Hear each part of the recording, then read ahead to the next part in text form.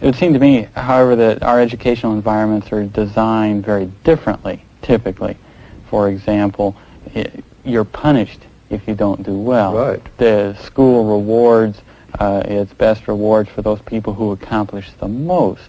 But almost by definition within it, there can only be a few at the top. And children aren't rewarded on a day-to-day basis for accomplishing as much as they can. Oh, there are all sorts of things wrong with the contingencies which now prevail, and I want to get away from them just as much as, say, the free school people do, but I think they're going the wrong way. They're not going to be able to get away from these. They always fall back on them eventually. No, you're quite right.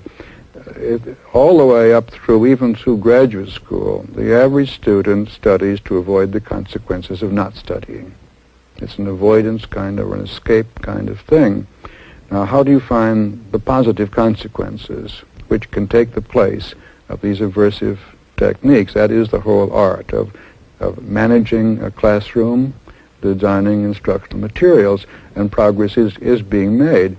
The ordinary positive reinforcers of marks, grades, graduation, and so on, prizes, honors, medals, and all of that, the contingencies are terrible. Those things are not contingent on the behavior that you really want to set up.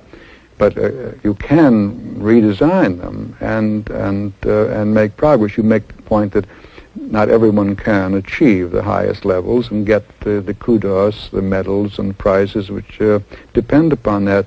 But if you redesign a course of instruction, as for example the system that Fred Keller has designed for reorganizing a college course, then you can take progress through the course as your only examination. There's no final examination.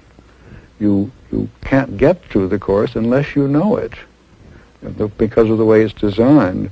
And in your system, this person would be rewarded by its success and acquire in the process a desire to learn more on his own. Well, I don't know about the desire to learn more. What he has discovered is that he can improve. He can acquire behavior which makes him more effective. And that acquisition is itself reinforcing, and he's then likely to go on, if the opportunity presents itself with the same kind of instruction, he'll go on and do more of it and acquire more. And if you don't watch out, he'll try to stay too long in your school, and you'll have to graduate him forcibly. What do you mean that our schools are really using methods of aversive control? I know schools in this country where if you don't bring your homework in, you hold out your hand and get slapped with a ruler. Now that can be reversed. It's such a simple thing to do.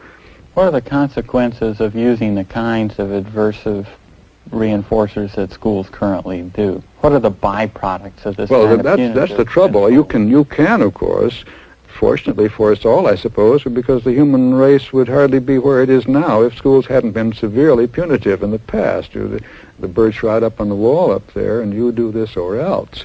And, of course, people do learn under those contingencies, but they also tend to play truant, to escape from this when they can, or to drop out as soon as they're able to legally, or to forget it all as fast as they possibly can, or to vandalize, to attack teachers, to break windows in schools, or just to fall into a state of apathy and do nothing.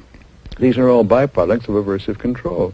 And although they may have learned something, they're not going to have very much interest in supporting education in the future.